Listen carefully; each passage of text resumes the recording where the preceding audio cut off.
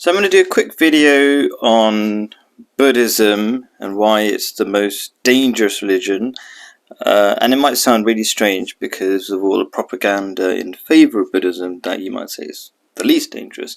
It's the same sort of problem that we had in the past, thinking atheism is the most benign, not dangerous religion because it's supposedly a belief in nothing, or a lack of belief is the way they sold it. But now we can see the dangers of atheism is that we have no right and wrong. People think a man is a woman because when you remove God and remove fundamental laws of what's right and wrong as defined by an objective standard, which is God, then it's actually surprisingly hard to define wrong and right. And society goes down a slippery slope very quickly. And so Buddhism, also in a very subtle way, is incredibly dangerous. And just to convince you before I lose you possibly, very quickly, if you look at the macro statistics, which is basically, while Islam is the fastest growing religion in the world, by a massive margin, double the second place, as it were, which is Christianity, it's Buddhism that's the fastest dying religion. Now, you might think popularity is not a measure of success, but what we're talking about is not like popularity of pop music or something. We're talking about lifestyle systems, basically family values and things that work across generations. So maybe that sounds complicated. Let me explain it a different way. Islam demonstrates family values that work where the rest of Western society is collapsing. So Muslims are still having children, their families sticking together. This means they're generally happier. Whereas in Buddhism, they are the fastest dying religion, and I'm going to go into why that is practically. And I'm not making this video to be insulting. I'm making this video part of my happiness class because I'm supposed to be talking about meditation, but also to protect people from this incredibly dangerous religion. And I'm really happy in a strange way that the Dalai Lama has been exposed on video as effectively a pedophile, which is not at all surprising to me, because I've known about issues within Buddhism for a long time. Very practical and logical reasons why you would have pedophilia in Buddhism. So if people haven't watched the video, there's a video basically the Dalai Lama saying, suck my tongue and, weird stuff like that on camera.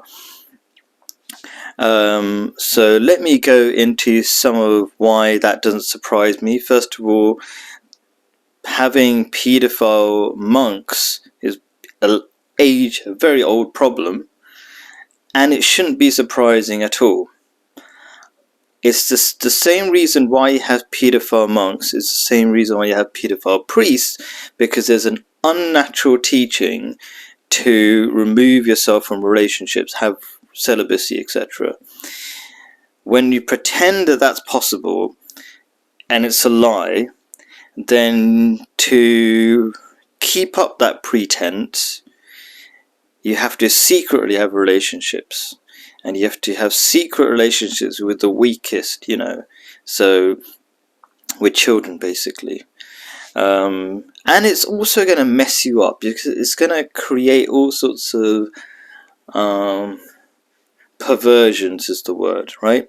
So you control yourself in an unnatural way for unnatural reasons, and Islam teaches exact opposite, that you should get married, that getting married develops you as a human being, because you stick together in a relationship, which itself takes a lot of grown-up values like compromise and being kind taking care of other people's opinions. And when you have that small circle of relationships, then when you have children, you have dependents, weak people who need nurturing. That's another level of development on your part to be able to, it's a mini society. And then that's when you have that skill to grow a family, then you know how to be part of a society. These are all developmental things that you need. And Buddhism is the exact opposite. It's the reason why it's dying so fast. So just to give you some numbers, Islam, not just, the fastest growing, it's growing at 70%, should have grown by 70% of its current size by 2060. Is Pew Research. I'll copy paste a few things, in the comments as I usually do, and of course engage with me in the comments. I respond to so many comments all the time,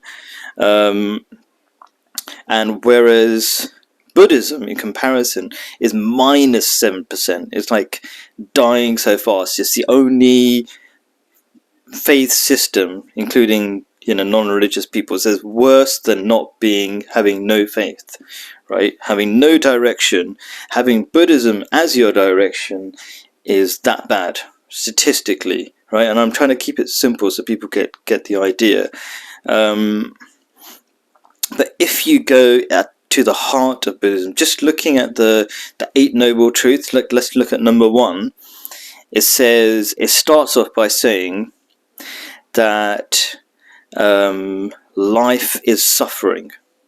That's such an incredibly pessimistic, there's another word for it, but anyway, without picking just the perfect word, I'll describe it.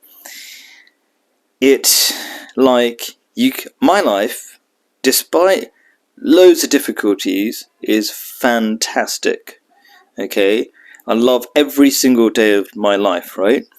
And it's because of the principles of Islam. That's why I teach happiness classes, so you can learn them too, right? Even if you're not Muslim, try before you buy, as it were, and then eventually do become Muslim, I hope, for you. And of course, but you might have had a bad time with Islam because people who are around you didn't know Islam and put you off from it. There's 2 interesting people I talked to who are sort of Buddhists, but thankfully for them, they're not 100% Buddhist. They're not the nihilistic, godless Buddhists that I kind of feel like I have to keep rewinding. Buddhism, the original Buddhism of Buddha was a prophet of God, according to my understanding, and he definitely taught God exists. The idea of God not existing is just a modern invention. It's such a crazy idea. It's a completely irrational idea.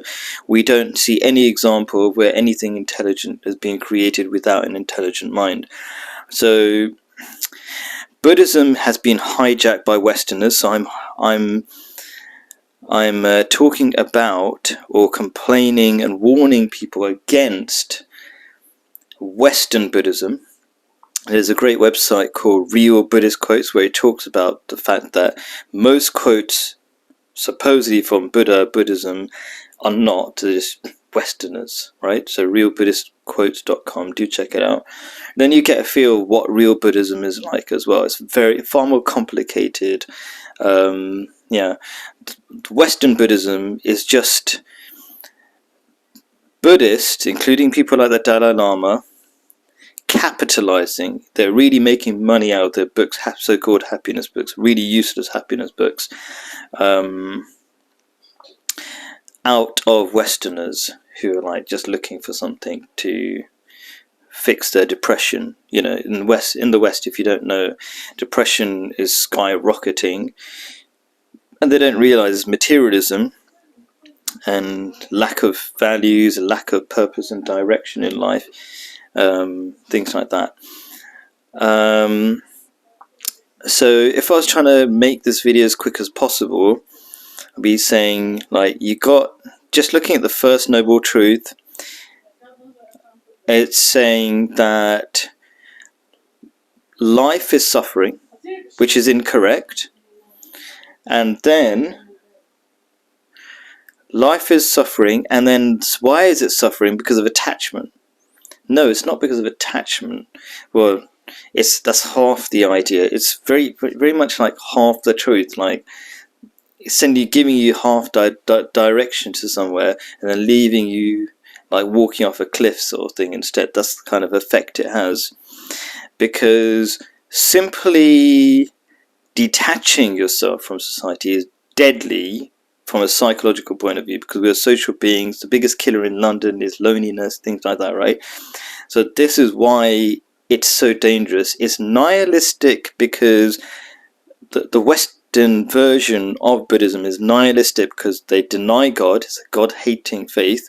People who can't find any faith, they go to Buddhism. Again, I found some nice people, but the people who wouldn't want to come on camera today at Speaker's Corner, luckily for them, they've kind of accepted at least as a god, because that would be deadly for your happiness, right? And this is according to people like Viktor Frankl, psychologists, who say basically God is the super meaning and you need meaning in life, right? So the reason why Buddhism is so dangerous is because it's the most nihilistic in that it denies God, and then it's annihilistic in the sense that it annihilates all your relationship. It tells you to just give up. It's like if you heard a red pill and whatever, it's the opposite. It's kind of like lack of awareness. It's like giving up, accepting reality for what it is, and as if there's no hope. So I've talked about the dangers of it. I've talked about why the ideas of Buddhism are unhealthy. They lead to pedophilia and other sexual perversions. Necessarily, logically, you need the relationships.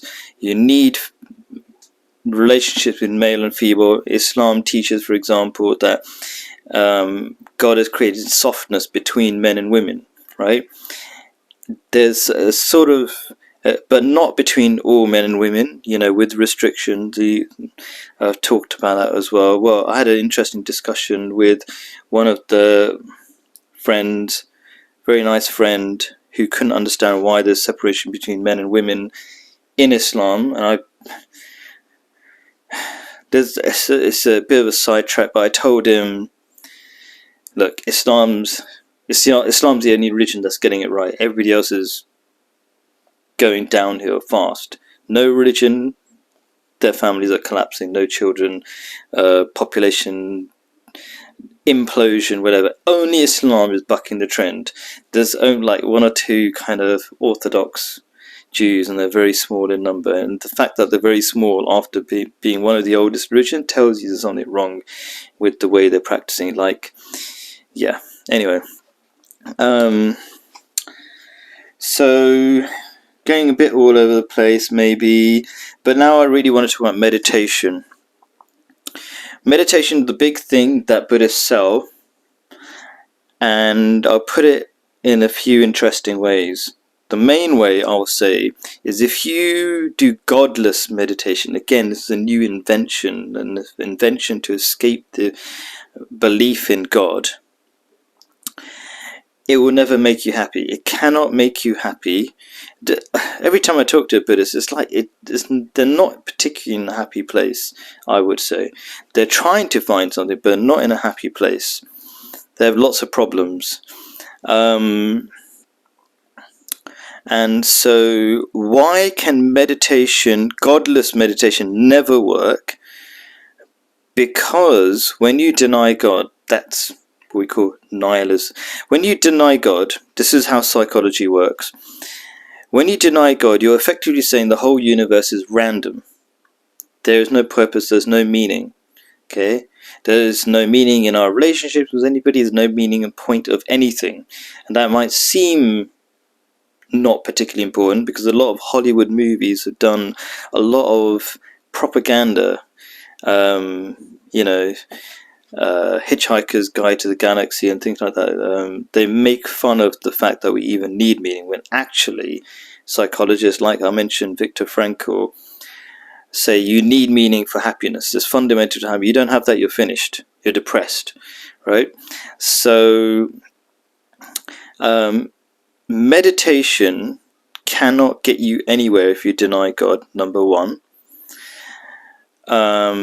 There are some benefits to meditation if you look at things to do with nature, but it's much better to be in nature, because again, psychologists say nature is the most powerful antidepressant, and that is based on an Islamic idea,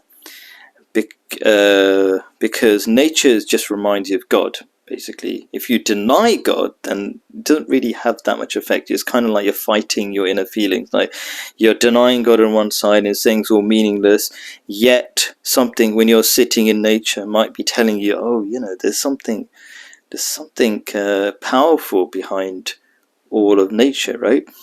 So it's not a good idea to deny God, because you're stopping the positive effects of being in nature, which is the reality of the great power that's maintaining this universe, right? The Quran talks about it in a beautiful way, describing the universe as a glass palace under which there's rushing water, and that rushing water is the power of God, and that very much describes the beauty of nature. There's a great power that maintains and keeps nature alive, keeps going. There's some great intelligence and power behind it. To think that it just works by itself is not really thinking, let's just say, without going to too much. And people, it can help you. Meditation is not that powerful, but people overestimate it, because it might make you fall asleep, for example. And sleeping in the middle of the day is actually really powerful. Prophet Muhammad slept in the middle of the day. I sleep like for 5 minutes, and it's massively powerful, because, you know, sleep is incredibly important to your health, mental health, and then physical health as well. Yeah, your immune system and things like that. So you really should sleep well, and if you can sleep in the middle of the day for 5 minutes, places like Google have sleeping pods and things, because they see the value of sleeping, and there's a study being done that our body naturally shuts down in the middle of the day. When it's middle of the day refers to halfway between when you wake up and go to sleep, and so it's really good for your well-being just to sleep a little bit right in the middle of the day. So meditation, if it makes you feel sleepy, it has that, but it's not much of an effect other than just going to sleep. And so rather than just complaining about how rubbish Buddhism is, and it's really important. It's really important. I mean, I've kind of skipped probably all the propaganda that's in support of Buddhism, like the Dalai Lama sounds like a nice and friendly guy, but he was friends when China took over Tibet. He was friends with the father of the current leader of China, right? Like the lead, that guy Z, whatever his name is, like he used to call the Dalai Lama his son. They've got lovely pictures together. And then the Dalai Lama stabbed him in the back, and he agreed with the CIA training his monks to be terrorists. And he's the worst kind of terrorist, the Dalai Lama, because he made a deal, and I'm maybe backtracking, but it's really important to realize the scam that is Buddhism. Okay, and, you know, all the statistics I've shown you talked about how dangerous Buddhism is, right?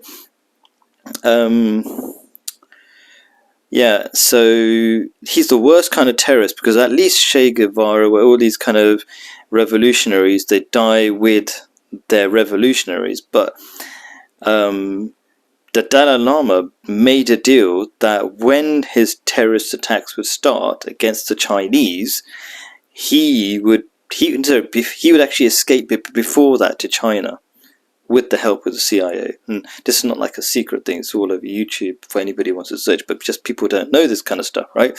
So about 80,000 people died just in his home city, Lhasa, and I think I don't know how many thousand more outside his own people. So, and I fell for the propaganda. There's a beautiful movie with Brad Pitt called 7 Years in Tibet, where they paint the Dalai Lama as this perfect person, and they were just persecuted. And they literally call these terrorist attacks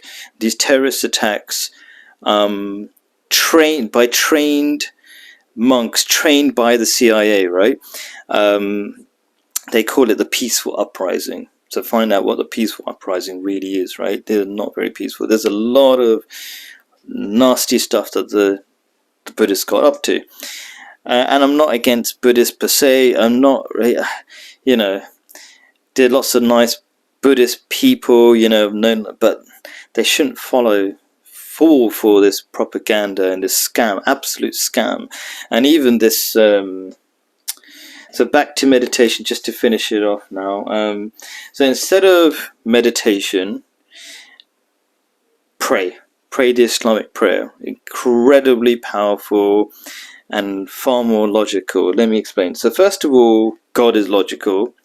So besides the fact that, you know, remembering God has been known by psychologists to be powerful, because, okay, why is that? Even there's a great video, Big Think, by an atheist psychologist saying that the benefit of believing in God, right? And he actually said to the atheist, like, I don't know why you don't believe in God. I don't know why I don't believe in God, he said, basically, effectively. Okay, because when you believe in God as an all-powerful being, just from a very logical point of view, and you know that all-powerful being listens to your prayers and stuff like that, you just feel so much more relaxed rather than being alone in this like empty and scary, unpredictable world, right? So like there's that power, even just logically, just thinking about it, but I think there's an inner peace because we're naturally attracted to God, as we can see, like when you're naturally attracted to nature, which is a reflection of God, right?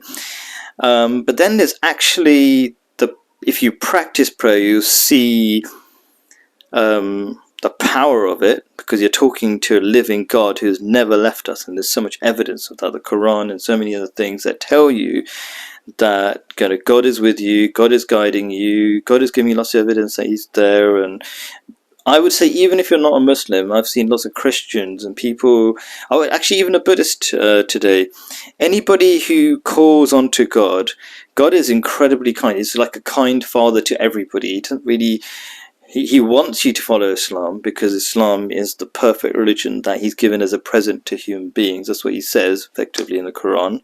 Okay, perfect guidance. But He also give you the freedom not to follow it, right? And so there was a Buddhist person who said, yeah, I would describe it as a sort of prayer, and it, God answers everybody's prayers in different ways, right? To different strengths, relating to in proportion to the amount you listen to God. Okay, so there's the God element that you absolutely need, but then there's so many practical other things in prayer, and I'm almost done. I'm just going to say 3 things that why prayers are so powerful, especially the Islamic form of prayer. First of all, it's not like saying random things like whatever, right? I don't think that's helpful.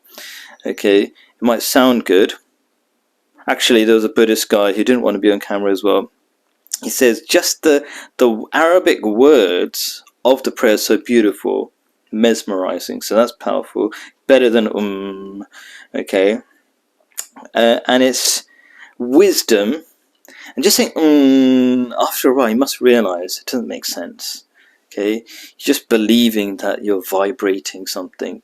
Come on, don't that's why people can't really take this religion deep down seriously, and it won't convince you or give you strength at your core, because you're doing stuff that doesn't make sense, right? Like believing in reincarnation, right? Doesn't make sense. And that comes back to Islam. Islam is such a scientific religion. It's got so many scientific truths, and the God says, like, I know you're logical, so here's lots of scientific things that nobody could have known. It's in the Quran, and now you know it's the truth. You can follow the rest of it, right?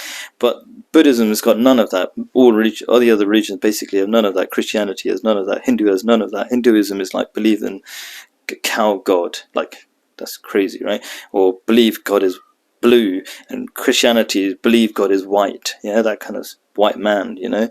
So none of those other religions except for Islam has that, including Buddhism does not have logic, so you can't really follow it. Sorry, I keep kind of sidetrack. And then you've got, so the three things in prayer, just to really finish off, is wisdom. The words of prayer in Islam are so fantastic. They're exactly what human beings need. So one of our biggest challenges as human beings is our ego. Our ego makes us do stupid things. So the first thing we do as Muslims is we have a hand posture, like with two hands. I've only got, maybe I use, here we go. Anyway, so you've got two hands and you focus and you put your hands and you put your arms in a sort of submissive, focused position, but you say something. You say, Allahu Akbar, God is the greatest. You need to remind yourself that you're not incredibly important. When you think you're important, you have a lot of anxiety, okay? Because when you think or try to pretend that you're important, you're pretending the impossible because you're not important, right? And so just saying Allahu Akbar, God is the greatest, incredibly peaceful thing to do. And then there's so many other beautiful words. All praise belongs to God, the maintainer of the world. That idea, the realization that God is maintaining the world it's what you call a natural truth. There's so many words of wisdom, and I'm missing out loads of words, of course. There's so many more words. And so there's words of wisdom that help you reflect and focus. That's incredibly powerful. Then there are three things. Oh yeah, the community of much better than Buddhist prayer, where you just get, sit in a position, get really uncomfortable, and probably get pins and needles, and you probably can't concentrate for half an hour doing nothing, right? Just going and breathing and all that kind of stuff. You pray together in unison in different postures. Each posture means something. It's very practical, so you're doing things together, shoulder by shoulder to shoulder. That's a very important thing in Islam, not to have gaps. Like Quran said, Prophet Muhammad said, if you've got a gap between two people, the devil's in there. It doesn't literally mean there's a devil, but it's teaching you something important about connection and being together. And then finally, just to finish this video now, I've basically said it already, the different physical positions are incredibly important to help you focus. If you're just staying in the same position like you do in Buddhism when you're meditating, that's just really uncomfortable. You're going to get I get pins and needles staying in the same position for a long time, and you can't concentrate. Your mind's going to wander, and you go, oh, you need training to not wander. No, it's just a terrible practice, right? So yeah, but Islam, you must have seen how Muslims pray. Do YouTube it, all the different positions, they mean different things. You're pointing with your fingers, saying, reminding yourself that there's only one God, and you're putting your head on the floor, and the detail of how it works. If you do anything that's slightly different to the Muslim prayer, like for example, I realized that my level of concentration when I'm praying goes down if I let my forearms touch the ground. So the Prophet Muhammad, peace be upon him, says, you look like a dog, but it sounds just to stop you from doing this thing, this subtle but ugly thing, because most people don't realize it's ugly, right? He called it like sitting like a dog. When you're prostrating on the ground, if your arms are rested, you have to have your arms lifted, and it helps you focus, and you have to have your fingers pointing forwards, helps you focus. You have to have toes pointing forwards, and it's so beautifully in line. The Muslim prayer is beautifully in line with how the body connects with the soul, and a lot of spiritual people get the idea, and even the Buddhist people I was talking to get the idea that we are a soul with a body, not the other way around, sort of thing. Like our spirit is the main thing. So I've said a lot of things. I don't know. I hope this video is useful. You know, I had some ideas, and I every time I make a video, it's just to share things that to save people from themselves and all the terrible things that happen in Western society. And Buddhism is just adding to the problem because it's a scam, absolute scam.